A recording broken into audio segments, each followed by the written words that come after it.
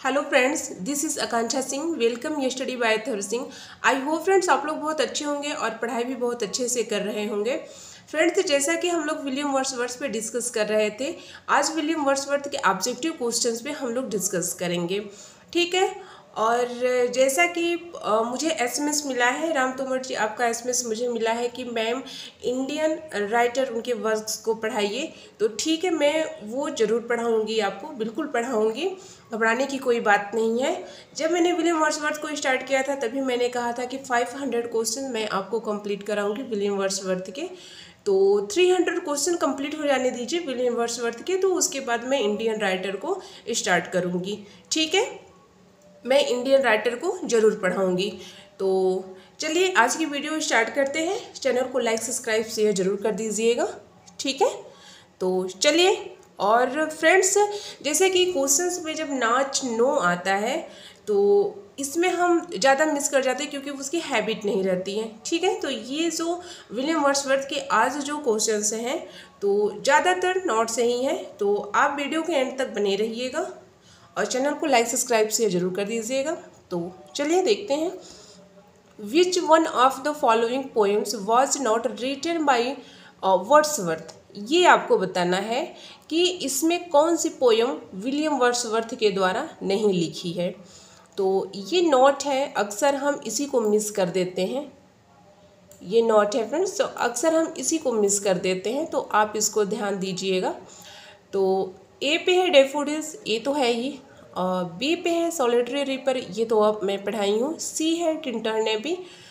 ये जो D option है ये नहीं है, ये विलियम वर्ड्सवर्थ का नहीं है फ्रेंड्स। इसको जो है विलियम वर्ड्सवर्थ ने नहीं लिखा है, इसको पीवी शेल्ले ने लिखा है। और ये जो पोएम है ये ली हंट के द्वारा 1819 में पब्लिश्ड की गई थी। आई होप फ्रेंड्स आपको समझ में आ गया होगा। इसका करेक्ट आंसर डी है, philosopher. Pantheism is based associated with which of following poets. ये आपको बताना है कि जो देव पूजा, इसका मतलब होता है, पैथेइज्म का मतलब होता है देव पूजा, और बेस्ड एसोसिएटेड का मतलब होता है संबंध, विथ और विच ऑफ फॉलोइंग पोएट, निम्न में से किस पोएट, कौन से पोएट हैं, तो ये आपको बताना है। तो ये हैं आपके वर्ड्सवर्थ साहब, जो called worship of nature, nature के पुजारी कहे जाते हैं, वर्ड्सवर्थ हैं। तो hence option A is correct. 143 देखते हैं। One of the following is not a them related to romantic imagination as embodied is Tintern Abbey. ये आपको बताना है कि one of the following is not related to romantic. ये जो Tintern AB है इसमें से निम्न में से कौन सा नहीं है। तो आपको 43 का करेक्ट आंसर ये, ठीक है, इतने में मिल जाएगा। हाँ, ए बी में ऑप्शन आपको मिल जाएगा। तो इसका करेक्ट आंसर है फ्रेंड्स बी। बी इसका करेक्ट आंसर है।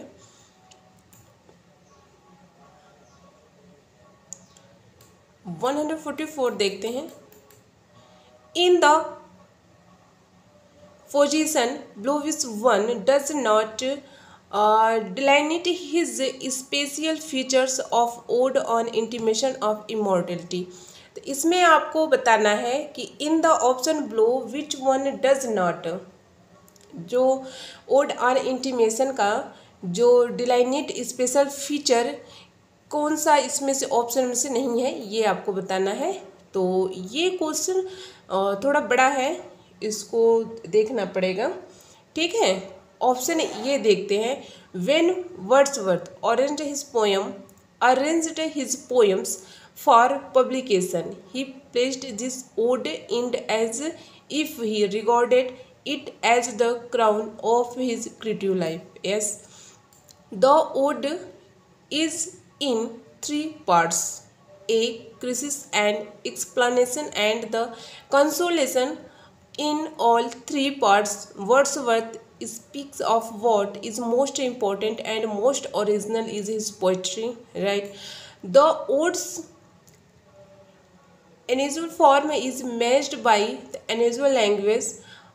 Stately metrical form is matched by a stately used of words.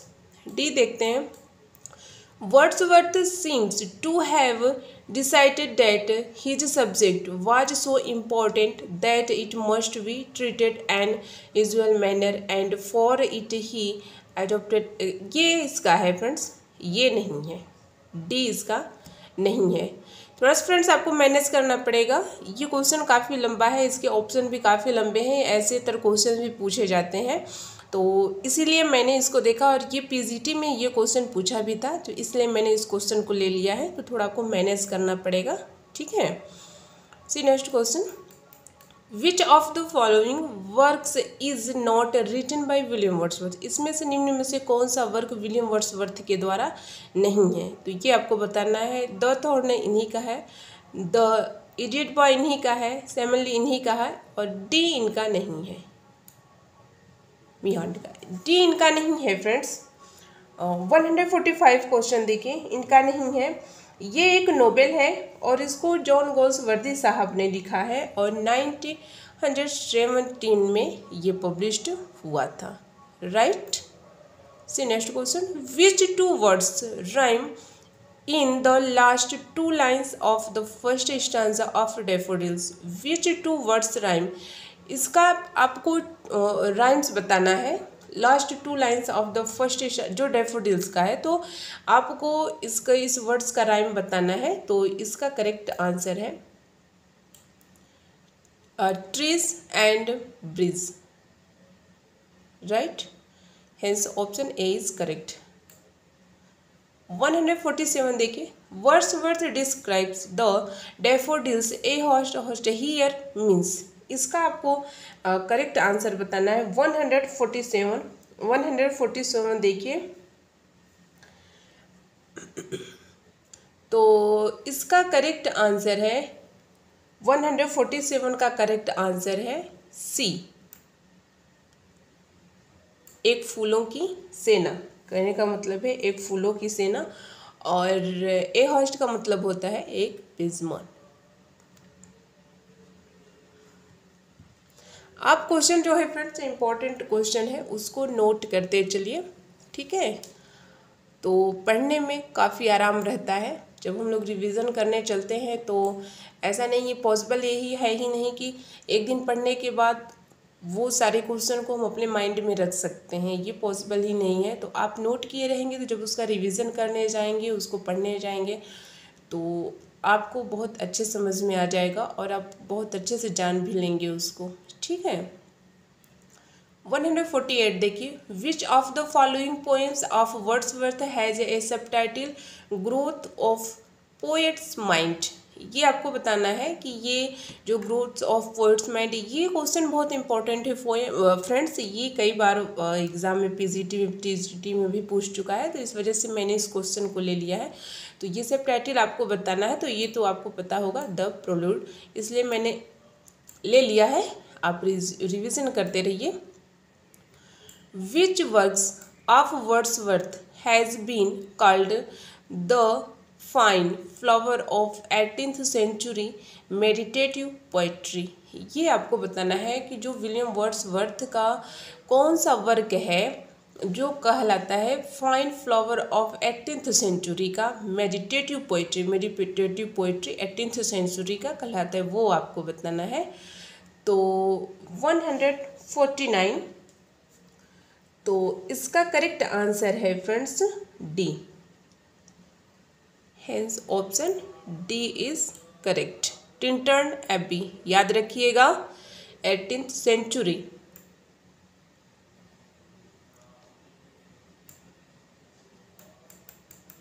Which of the following statements is not correct about William Wordsworth. William Wordsworth में के बारे में कौन सा correct शुद्ध नहीं है. निम्न में से कौन सा कथन शुद्ध नहीं है, सही नहीं है, ये आपको बताना है. ये नोट ऑफ ध्यान दीजिएगा, नोट, ठीक है.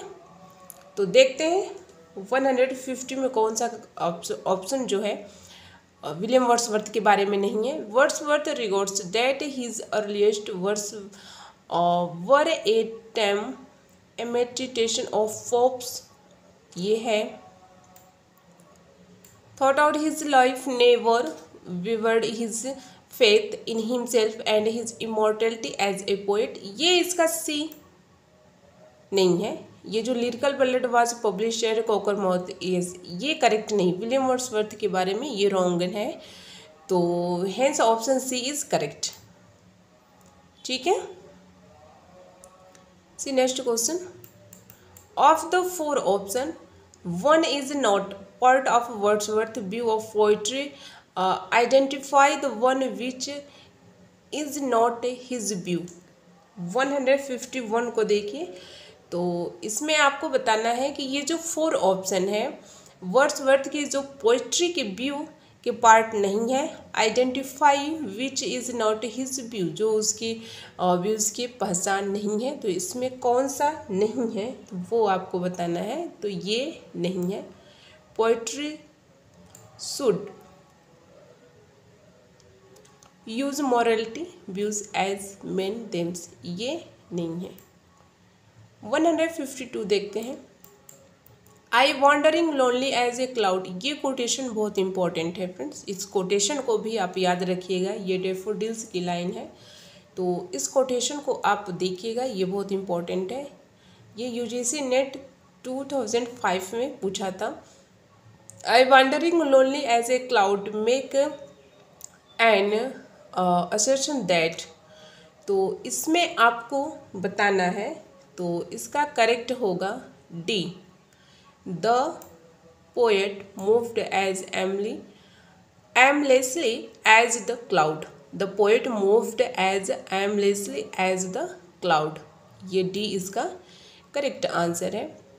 153 देखिए। The poetry of Wordsworth and Coleridge was notably influenced by, ये जो वर्ड्सवर्थ और कोलरिज साहब की जो पोएट्री की नोटेबली मतलब होता है जो विशेष रूप से उनका अनुभव, तो वो किसका है, तो ये है, ये तो आपको पता होगा, French Revolution. Yes, hence option C is correct answer.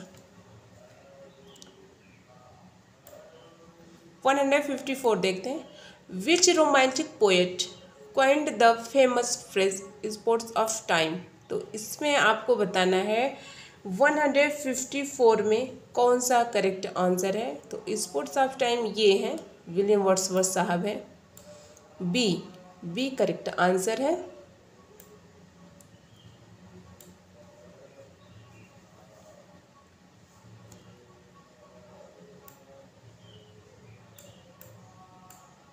Yes, एक बार इसको देख लेते हैं। Which romantic poet coined the famous phrase, ये जो स्पोर्ट ऑफ टाइम है, ये इसको आप इसका फ्रेज बताना है ना, तो ये जो प्रोल्यूड की 12th बुक है उसका है, स्पोर्ट्स ऑफ टाइम, इसको याद रखिएगा। ठीक है, जो प्रोल्यूड की बुक 12th मतलब 12 है, उसी का ये फ्रेज है। 155 देखिए। Which of the following statements on the prelude by William Wordsworth is or not true, जो प्रोल्यूड है विलियम वर्ड्सवर्थ के द्वारा निम्न में से कौन सा कथन सही नहीं है, आपको ये बताना है, तो इसका करेक्ट आंसर आपको बताना है, तो इसका करेक्ट आंसर है सी। इतने में तो आ जाना चाहिए। यस, क्वेश्चन बड़ा है, थोड़ा सा आपको देखना पड़ेगा। 1 सेकेंड ऊपर से देख लेते हैं, एक बार फिर देख लीजिए इसको, क्वेश्चन फिर एक बार देख लीजिए। जैसे जो बड़े क्वेश्चन आ रहे हैं फ्रेंड्स ना, क्वेश्चन को आप नोट कर लीजिए, तो उसके जो ऑप्शन है आप देखते चलेंगे ना, तो आपको ज़्यादा अच्छा रहेगा। ठीक है, तो क्वेश्चन आप नोट कर लिया कीजिए, जो बड़े वाले क्वेश्चन होते हैं। ठीक है, which of the following statements of the prelude, जो विलियम वर्ड्सवर्थ के द्वारा प्रोल्यूड है, निम्न में से कौन सा कथन नहीं है, तो इसके थोड़े से क्वेश्चंस जो है अलग है। The Prelude was published posthumously, ये तो है। In his poem Wordsworth record his development as a poet. The poet runs to 14 books as crucial states the poet celebrates the sublime nature secretly developing his spiritual, moral, and imaginative nature. Right? Poem like Michael the Old, Camel and Beggar, She dwelt among the untrodden way, the knitting etc. are highlights of this volume. तो ये आपको बताना है कि option A जो है ए to D R to, मतलब कि ए और डी दोनों ट्रू है, सही है। बी ऑप्शन देखिए ए इज़ नॉट ट्रू, कि ए वाला नहीं सही है। सी देखिए कि डी इज़ नॉट ट्रू, कि मतलब डी नहीं सही है। और डी देखिए ओनली सी इज़ ट्रू, कि इसमें केवल सी ही सही है। ठीक है, तो ऐसे भी क्वेश्चन पूछते हैं, तो इसका करेक्ट होगा डी। बस ये डी नहीं है, विलियम वर्ड्सवर्थ के द्वारा ये डी नहीं है, और इसके सॉरी विलियम वर्ड्सवर्थ के द्वारा ही है। राइट? 156 देखिए, yes 156। Which British university figures in William Wordsworth prelude. ये आपको बताना है कि जो ब्रिटिश यूनिवर्सिटी है विलियम वर्ड्सवर्थ का प्रोल्यूड इसमें से कौन सा था। तो 156 का करेक्ट आंसर है सी, कैम्ब्रिज। कैम्ब्रिज, ठीक है। 157 Wordsworth has expressed his views the transmigration of the soul in his poem. जो वर्ड्सवर्थ हैं जो व्यक्त करते हैं, स्थानांतर गमन मतलब होता है, ट्रांसमिग्रेशन मतलब होता है of soul in his poem. उनके कौन सी पोएम में मतलब वो आत्मा के लिए सारी बातें करते हैं, तो वो है ode on intimation of immortality. ये मैंने पढ़ाया है, आप उसको ज़रूर पढ़ लीजिएगा, इम्पोर्टेंट पोएम है। ठीक है। 158 देखिए, the still sad music of unity. ये देखिए मैंने 2-3 बार क्वेश्चन लिया है, शायद आपके मन में कई सवाल भी उठे। मैंने इसलिए लिया है क्योंकि ये क्वेश्चन कई जगह कई तरह से पूछा है। ठीक है, तो क्वेश्चन कंफ्यूज करने के लिए आपको कंफ्यूज करने के लिए किसी तरह से भी दे सकता है, तो इस वजह से मैंने फिर इस क्वेश्चन को लिया है। तो इसके जब ऑप्शन देखिए आप, the still side music of humanity is which poem William Wordsworth does his line acquire. William Wordsworth के किस पोएम की ये लाइन है, तो ऑप्शन ए है ode on intimation of immortality, B है ओड ऑन ड्यूटी, सी है lines written a few means above. मान लीजिए टिंटर नेप भी नहीं दिया, इतना ही दे दिया, तो आप कंफ्यूज हो जाएंगे। तो इस वजह से मैंने इस क्वेश्चन को फिर से ले लिया है, तो hence option C is correct. ठीक है, lines written a few means above Tintern Abbey. ये पोएम मैंने पढ़ा दिया है, काफ़ी डिटेल में पढ़ाया है, आप उसको जाके देख लेंगे। 159 देखते हैं, the true commencement of Wordsworth poetic career was from. जो विलियम वर्ड्सवर्थ का पोएटिक कैरियर जो प्रारंभ हुआ था वो सत्य है, तो आपको बताना है सी। 1797 1798 में उनका जो पोएट्री कैरियर शुरू हुआ था। Wordsworth lived for 15 years among the. ये सारे क्वेश्चंस बहुत ही इम्पोर्टेंट है और बहुत ऑथेंटिक क्वेश्चन है फ्रेंड्स, आपको जानना जरूरी है। Wordsworth lived for 15 years among the. William Wordsworth 50 years जो है अमॉन्ग द कहाँ थे, तो ये आपको बताना है 116 का, तो ये है कम्बरलैंड में। ठीक है, हाँ, dalesman, Cumberland dalesman. One of the following is not by Wordsworth. ये इसमें से कौन सा निम्न में से वर्ड्सवर्थ का नहीं है, ये डी द मैक्यून। एक्चुअली फ्रेंड्स ये जो नॉट वाले क्वेश्चन आते हैं मैक्सिमम में देखा गया है डी ही नहीं रहता है। ठीक है, लेकिन कभी कभी ऐसा होता है कि बी सी भी ऐसे कर देता है, लेकिन अगर ज़्यादातर देखा जाए तो डी वाला जो ऑप्शन होता है वही नहीं होता है, लेकिन फिर भी आपको ध्यान देने की बहुत ज़रूरत है। ठीक है, ये टीजीटी 2004 में पूछा था, आप इसको ध्यान दीजिएगा। 162 क्वेश्चन देखते हैं, who called Wordsworth the egotistical sublime. ये क्वेश्चन भी मैंने 2-3 बार लिया है, आपको 2-3 बार पढ़ाया है, तो आप इसको ज़रूर देखिएगा। ये बहुत इंपॉर्टेंट क्वेश्चन है, ये पीजीटी में पूछा था, तो हेंस डी ऑप्शन करेक्ट है इसमें का। ठीक है, किड्स कहे थे विलियम वर्ड्सवर्थ को, मतलब कौन कहा था इगोइस्टिकल सब्लाइम, तो डी इसका करेक्ट आंसर है, किड्स साहब ने कहा था। आगे देखते हैं, काफी आगे चले गए।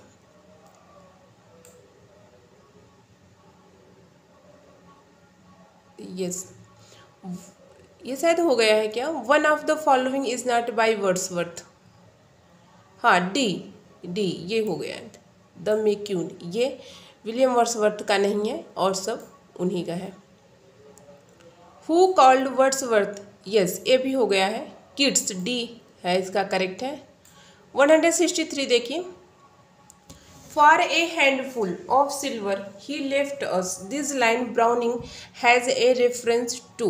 ये TGT 2009 में पूछा था कि for a handful of silver he left us, this line Browning has a reference to, किसने कहा था, तो इसका करेक्ट आंसर है बी, वर्ड्सवर्थ को ब्राउनिंग सामने रेफरेंस किए थे। ठीक है, 164 देखते हैं, the 3 years she grew the little girl with we sportive as, ये PGT 2009 में पूछा था। ये क्वेश्चन मैंने आपको पढ़ाया था, फिर मैंने ले लिया है क्योंकि ये इम्पोर्टेंट है। ठीक है, जो इम्पोर्टेंट है आप उसको नोट कर लीजिए। Wordsworth poems mostly deal with, ये आपको बताना है। 165 का सी है, हम्बल एंड रस्टिक लाइफ। ए भी मैंने क्वेश्चन 2-3 बार लिया है। ठीक है, जो इम्पोर्टेंट क्वेश्चन है तो आप इसको देख लीजिएगा, नोट भी कर लीजिए।